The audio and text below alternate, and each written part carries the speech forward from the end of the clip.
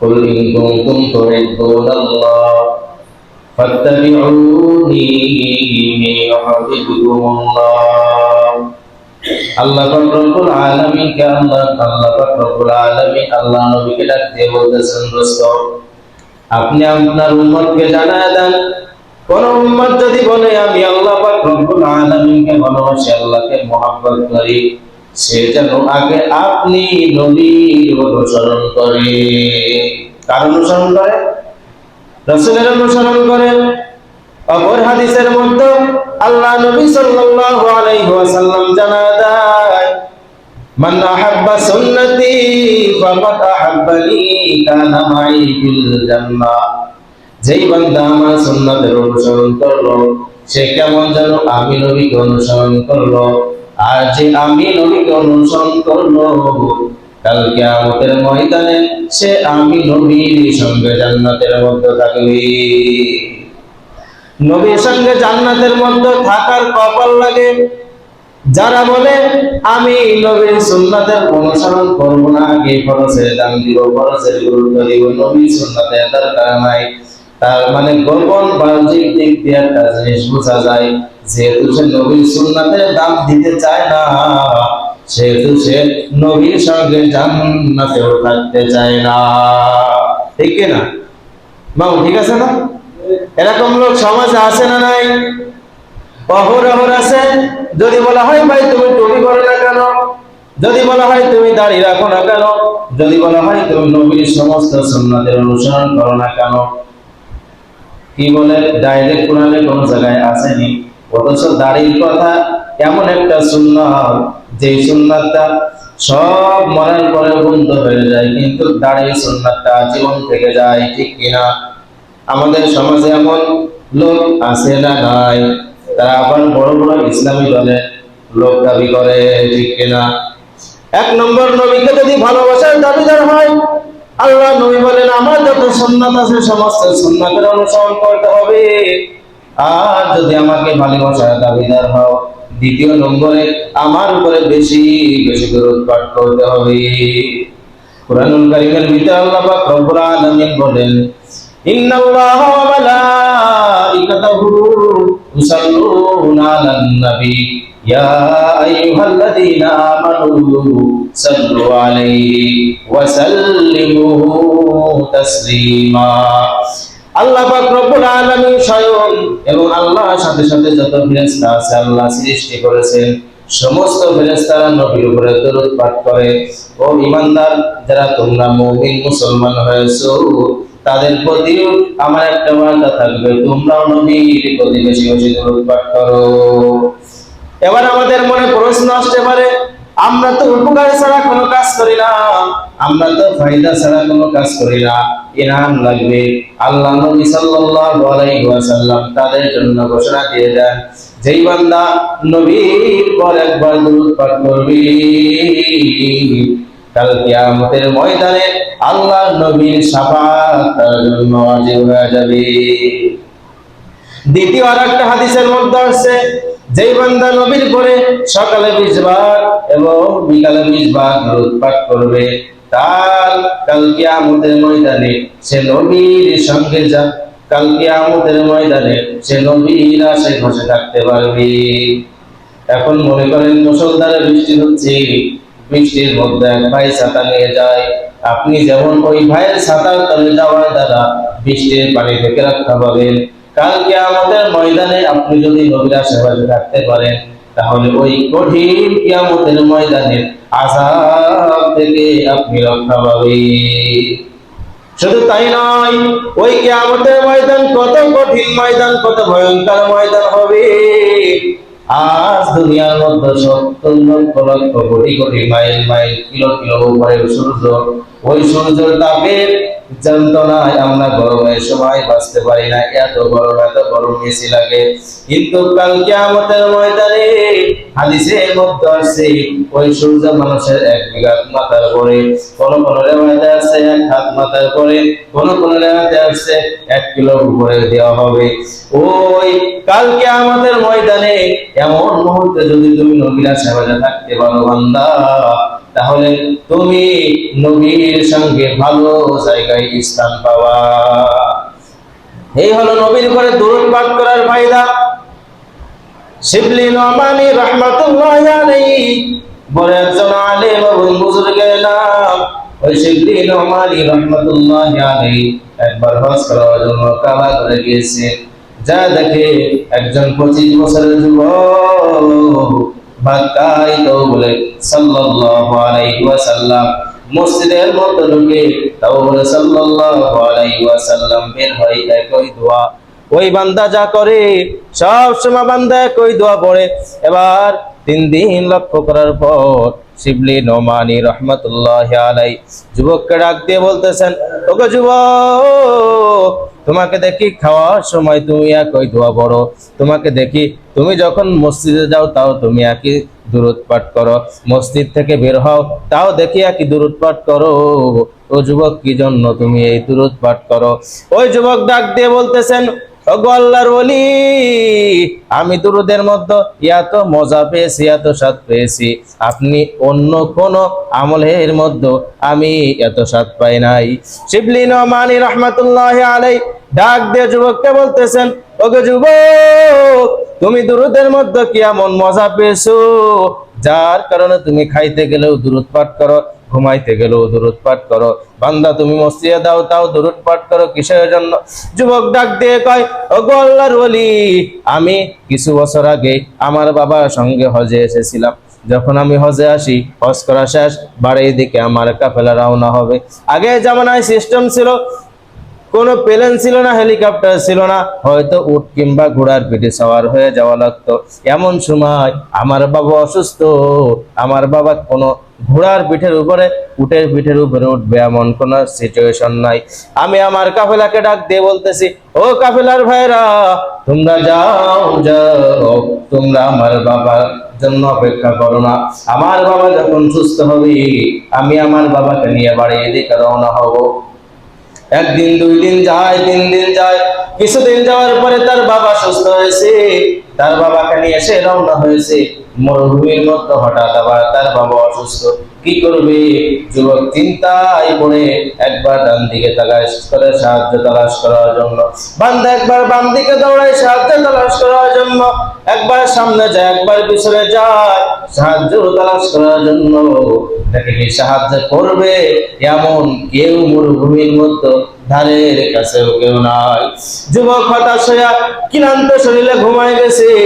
এমন সময় তার বাবা ইন্তেকাল করেছে এবং সে যুবক স্বপ্ন দেখতেছে তার বাবা ইন্তেকাল করেছে, কিন্তু তার চেহারা শুকরের চেয়েও বেশি নিকৃষ্ট হয়ে গেছে। এবার ওই যুবক আরো ভয় পেয়ে গেছে, চিন্তায় পড়ে গেছে। হঠাৎ যুবক স্বপ্নে দেখতেছি সাদা কাপড় পরা একজন ব্যক্তি, মাথায় সুন্দর পাগড়ি পরা, এরকম রুমাল মুড়ি দেওয়া। ওই যুবক দূর থেকে হাইটা হাইটা আইসা আমার বাবার মুখের পরে হাত বোলাই দিছে। দিতে দেরি আমার বাবা চেহারা পূর্ণিমার আলোর মতো উজ্জ্বল করতে দেরি করলো না। আমি আবার ডাক দিয়ে বলতেছি, ও আল্লাহর ওলি, আপনি কে? এই বিপদগুলো মুহূর্তে আপনি আমাকে উদ্ধার করলেন। ও আল্লাহর ওলি বলতেছেন, যুবক তুমি এদিকে আসো। যুবক আগায় গেছে, যাওয়ার পর ওই আল্লাহর ওলি মুখ থেকে কাপড় সরাইছে, সরাই বলতেছেন, দেখো তুমি আমাকে চেনো কিনা? এই বলার পর যুবক বলেন, না আল্লাহর ওলি আপনাকে চিনি না। এবার আল্লাহর ওলি ডাক দিয়ে বলতেছেন, যুবক আমি হলাম দো জাহানের সরদার, সৈয়দুস সাকালাইন, ইমামুল মুরসালিন, শফিয়ে মাহশর, সাকিয়ে কাউসার, জনাবে মুহাম্মদুর রাসূলুল্লাহ सल्लल्लाहु अलैहि वसल्लम। मुहम्मद ने आया बशर लेके आया हो, मुहम्मद ने आया बशर लेके आया हो। मुहम्मदुर रसूलुल्लाह सल्लल्लाहु अलैहि वसल्लम মানে যেই জায়গায় যাই সুসংবাদ নিয়ে যায়। এবার যুবককে বলতেছেন, যুবক আমি হলাম মুহাম্মদুর রাসূলুল্লাহ সাল্লাল্লাহু আলাইহি ওয়াসাল্লাম, যুবক ফটফট করে কান্না করে দিয়ে আল্লাহ নবীকে ডাক দিয়ে বলতেছেন, নবী, এই বিপদ মুহূর্তে আপনি আমাকে সাহায্য করার জন্য এসেছেন। কি ব্যাপার, কিসের জন্য? আল্লাহ নবী ডাক দিয়ে কয়, যুবক, আল্লাহ লক্ষ কোটি কোটি ফেরেশতা নিযুক্ত আছে, যারা আমি নবীর করে দুরূদ পাঠ করে, সকালে এবং সন্ধ্যায় দুরূদ পাঠ করে, তারা আমার কাছে লিপিবদ্ধ আকারে অমুক এলাকার অমুক জায়গা অমুক অমুকের ছেলে অমুক নাম ধরে এসে খাতায় লিখে আমার কাছে যায়, আপনার অমুক বান্দা, আপনার অমুক উম্মত আপনার জন্য মহব্বতে দুরূদ পাঠ করেছে। সেম ভাবে আজকে সন্ধ্যার সময় যখন সকালের ফেরেশতারা এসে আমার কাছে দিল, দেখলাম সবার নাম আছে কিন্তু তোর বাবার নাম আছে, কিন্তু দুরূদের সংখ্যা বসানো নাই। আমি ফেরেশতাদেরকে ডাক দিয়ে বললাম, ফেরেশতারা, অমুক জায়গার অমুক বান্দা আমার জন্য দুরূদ পাঠ করতো আমার মহব্বতে, আজকে রাতের কি হলো, সে কি আমার মহব্বতে দুরূদ পাঠ করে নাই? ফেরেশতারা ডাক দিয়ে, আল্লাহ নবী, আপনার ওই বান্দা, আপনার ওই উম্মত ইন্তেকাল করেছে। আল্লাহ নবী ডাক দিয়ে কয়, ওগো ফেরেশতারা, তার অবস্থা কি, সে কি ভালো অবস্থা আছে না খারাপ অবস্থা আছে? ফেরেশতারা ডাক দিয়ে কয়, আল্লাহ নবী, আপনার উম্মত ইন্তেকাল করেছে, কিন্তু আপনার উম্মতের চেহারা বিকৃত হয়ে শুকরের চেয়ে খারাপ হয়ে গেছে। আল্লাহ নবী ফেরেশতাদেরকে বলেন, ফেরেশতারা, আমাকে উঠাও, মরুভূমির মধ্যে নিয়ে চলো। যে বান্দা আমার, যে উম্মত আমার মহব্বত প্রতিদিন 300 বার দুরূদ পাঠ করতো, যেই বান্দা, যেই উম্মত আমার মহব্বতে প্রতিদিন 300 বার দুরূদ পাঠ করতো, আজকে সে মৃত্যুবরণ করছে, তার অবস্থা অনেক খারাপ। আজ যদি তার এই ভয়াবহ অবস্থায় তার পাশে যদি আমি না থাকি, তাহলে কেমন দয়াল নবী হলাম, কেমন দয়াল নবী হলাম। এ ফেরেশতারা, আমাকে উঠাও, মরুভূমির মধ্যে নিয়ে চলো। ও যুবক, তারপরে এখানে আসছি, তোমার সাথে কথা হয়েছে। ও যুবক, তুমি, তোমার বাবা আমার প্রতিদিন 300 বার দুরূদ পাঠ করতো। এরপরে যুবকের ঘুম ভেঙে গেছে। যুবক শুকরানার নামাজ পড়ার জন্য জোহরের নামাজ দাঁড়াইছে। হঠাৎ নামাজ শেষ, দেখি পিছন দিকে কচর মচর কথার আওয়াজ পাওয়া যায়। যুবক ডাক দিয়ে বলতেছি, এই মরুভূমির মধ্যে কারা? আমি তো কাউকে খবর দেই নাই, কোথা থেকে মানুষ আসলো? যুবক মনের মধ্যে স্বস্তি পেয়েছে। নামাজ শেষ করে পিছন দিকে তাকায় বলতেছেন, ভাই সাহেব, আপনার কারা? ওই যুবক, ওই সমস্ত মানুষজন ডাক দিয়ে বলতেছেন, যুবক, আমরা শুনেছি এই মরুভূমির মধ্যে একজন আল্লাহর ওলি ইন্তেকাল করেছে, আমরা তার জানাজা নামাজ শরীক হওয়ার জন্য এসেছি। যুবক ডাক দিয়ে বলেন, আমার বাবা ইন্তেকাল করেছে, কিন্তু আমি তো কাউকে খবর দেই না আমার বাবা ইন্তেকাল করেছে। এবার সমস্ত লোক ডাক দিয়ে বলতেছেন, ও যুবক, গতকাল রাতে যখন আমরা ঘুমাই, হঠাৎ ঘুমের মধ্যে আমরা আওয়াজ পাই, কে যেন হঠাৎ ঘুমের মধ্যে আমরা আওয়াজ পাই, কে যেন এসে দরজায় কড়াঘাত করে, দরজায় এরকম টোকা দেয়, আর বলতেছেন, কার জীবনে কত গুনাহ হয়েছে, কে জাহান্নামে তার খাতায় নামটা লেখায় ফেলাইছো, জীবনে পাহাড় পরিমাণ গুনাহ করে ফেলাইছো, সে যদি নিষ্পাপ হতে চায়, যাও যাও, মরুভূমির মধ্যে আমার একজন দোস্ত আছে, সে ইন্তেকাল করেছে, সে কেউ যদি তার জানাজার নামাজে শরীক হয়, আমি আল্লাহ পাক রব্বুল আলামিন তার জিন্দেগীর সমস্ত গুনাহ খাতা মাফ করে দিব। ও যুবক, তোমার বাবা একজন আল্লাহওয়ালা মানুষ। যুবক, তোমার কোনো টেনশনের কারণ নাই, আমরা সবাই চলে এসেছি, তোমার বাপের গোসল করাবো, তোমার বাপের জানাজা নামাজে আমরা শরীক হব, তোমার কোনো টেনশন নাই। এবার ওই শিবলি নোমানী রাহমাতুল্লাহি আলাইহি কাওয়া চত্বরে যুবককে ডাক দিয়ে বলতেছেন, ও যুবক, তুমি যে আমল ধরেছো, যে দুরূদটা তুমি তোমার নিজের মধ্যে আঁকড়ে ধরেছো, এই দুরূদটা যদি তুমি মৃত্যুর আগ পর্যন্ত তোমার জীবনের মধ্যে সেট করতে পারো, তাহলে তোমার ঠিকানা জান্নাত পর্যন্ত নিয়ে যাবে। দুরূদ পড়ার দাম আছে না নাই?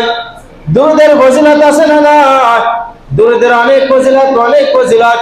আল্লাহ নবী সাল্লাল্লাহু আলাইহি ওয়াসাল্লাম হাদিসের মধ্যে বলেন, কোন বান্দা যদি আমার পরে একবার দুরূদ পাঠ করে, আল্লাহ তাআলার পক্ষ থেকে তার উপরে 10 বার দুরূদ পাঠানো হয়। কয়বার? দুরূদের আমল করতে হবে, দুরূদের অনেক দাম। দুরূদ কোন বান্দা যদি পড়ে, পড়তে পড়তে পড়তে পড়তে তার মধ্যে যদি ইখলাস থাকে, তাহলে এমন একটা সময় আসবে সে নবীর সঙ্গে স্বপ্নে যদি দিদার দিবে। আর নবীর সঙ্গে হাদিসের মধ্যে আসছেন যে একবার নবীকে স্বপ্ন দেখলো, তার জন্য জাহান্নামে আগুন হারাম হয়ে যাবে, তার জন্য জাহান্নামের আগুন হারাম। এই জন্য দুরূদের অনেক ফায়দা, দুরূদের অনেক লাভ। ছোট্ট একটা দুরূদ, সবচাইতে বড় দুরূদ হলো দুরূদ ইব্রাহিম। এখন মনের ভিতরে টেনশন, চিন্তা করতে পারেন, যদি 300 বার প্রতিদিন এই দুরূদ পাঠ করি, তাহলে নানিও রাখবেন না, মামিও রাখবেন না, ঠিক কিনা? এই জন্য 300 বার যদি প্রতিদিন এই এত বড় দুরূদ পাঠ করি, তাহলে তো সকালে শুরু হলে আর আমার কাছে উচ্চারণে সিরি সন্ধ্যা এই যে কি রাত 1টা লেগে যাবে, পরে নানা জাতাদের বাড়ি হবে, ঠিক আছে না? না, এই জন্য এত বড় দুরূদ কিভাবে পাঠ করব? এই জন্য নবী করিম সাল্লাল্লাহু আলাইহি ওয়াসাল্লাম সহজ করে দিয়েছেন, বান্দা যারা এরকম আছো এবং যাদের সময় নেই, তারা সবচাইতে ছোট্ট একটা দুরূদ সাল্লাল্লাহু আলাইহি ওয়াসাল্লাম 300 বার যদি পাঠ করে, তার জন্য নবীর সুপারিশ কিয়ামতের দিন ওয়াজিব হয়ে যাবে। ইখলাস এলে এখন প্রশ্ন আসতে পারে, কত আমল তো কয় আর কত আমল করি, তা তো কোনোদিন হয় না। এই জন্যই আল্লাহ নবী হাদিসের মধ্যে বলেন, ইন্নামাল আমালু বিন্নিয়াত, মনে নিয়ত কি খালেস করতে হবে। মনের ভিতরে যে নিয়ত যে আমি দুরূদ পড়তেছি, এটা একমাত্রই আমার মালিকের রাজি খুশির জন্য। যদি এমন নিয়ত করতে পারেন, খালেস নিয়ত যদি করতে পারেন, ইনশাআল্লাহ অবশ্যই অবশ্যই আজকে হোক কালকে হোক নবীকে আর আপনি স্বপ্ন দেখবেন। আর নবীকে স্বপ্ন দেখলেন মানে আপনার জন্য জান্নাত ওয়াজিব, জাহান্নামের আগুন হারাম। আর ছোট্ট আর একটা আমল বলি, তাও যদি সম্ভব না হয়, তাহলে অত 300 বার পড়বে কিনা? আরো ছোট্ট একটা আমল আছে, কেউ যদি প্রতিদিন ঘুমের আগে 21 বার বিসমিল্লাহির রহমানির রহিম পড়ে, কয়বার? হাদিসের মধ্যে আছে, কেউ যদি ঘুমের আগে প্রতিদিন 21 বার বিসমিল্লাহির রহমানির রহিম পড়ে ঘুমায়, আল্লাহ তাআলার পক্ষ থেকে বান্দাকে 3টা পুরস্কার দেওয়া হবে। কয়টা পুরস্কার? 3টা পুরস্কার। 1 নম্বর, যতক্ষণ পর্যন্ত বান্দা ঘুমায় থাকবে, যতক্ষণ পর্যন্ত ঘুমায় থাকবে, ওই বান্দার বাড়ি ঘর দূর যত সম্পদ আছে, সমস্ত সম্পদের হেফাজতের দায়িত্ব আল্লাহ পাক রব্বুল আলামিন নিয়ে নিবে। 2 নম্বর পুরস্কার, কোন বান্দা যদি ঘুমের আগে প্রতিদিন বিসমিল্লাহির রহমানির রহিম পড়ে ঘুমায়, এমন একটা সময় আসবে ওই বান্দার সঙ্গে নবী করিম সাল্লাল্লাহু আলাইহি ওয়াসাল্লাম স্বপ্নে যোগে দিদার দিবে। 3 নম্বর পুরস্কার হলো 21 বার বিসমিল্লাহির রহমানির রহিম পড়ে যদি কেউ ঘুমায়, তাহলে যতক্ষণ পর্যন্ত ঘুমায় থাকবে, ততক্ষণ পর্যন্ত স্বপ্নের ঘরে কোনো খারাপ স্বপ্ন দেখবে না। অনেক এরকম আছে না, স্বপ্ন দেখে স্টক করে, অনেক ইতিহাস আছে যে মারাও গেছে। এই জন্য নবীর সমস্ত ছোট থেকে ছোট, বড় থেকে বড় প্রত্যেকটা আমল এবং সুন্নাতের দাম আছে না নাই? জোরে বলতে হবে, আছে না নাই? আমাদের সমাজে দেখা যায় অনেক মানুষ যারা আবার বড় বড় টুপি পরে, অনেক কিছুই করে, তারা বলে নবীর সুন্নাতের দাম আছে, নবীর সমস্ত কিছুর দাম আছে, কিন্তু আমরা সুন্নাত মানতে চাই না। আমরা নবীর ছোট থেকে ছোট আমল মানতে চাই, কিন্তু এখন না, আগে সমাজে পূর্ণ দিন বাস্তবায়ন করে নি, আগে নামাজটা কায়েম করে নি, তারপরে নবীর সুন্নাত দেখবো। ইয়ালো টাটকা মুনাফিক এবং শয়তান, ঠিক কিনা?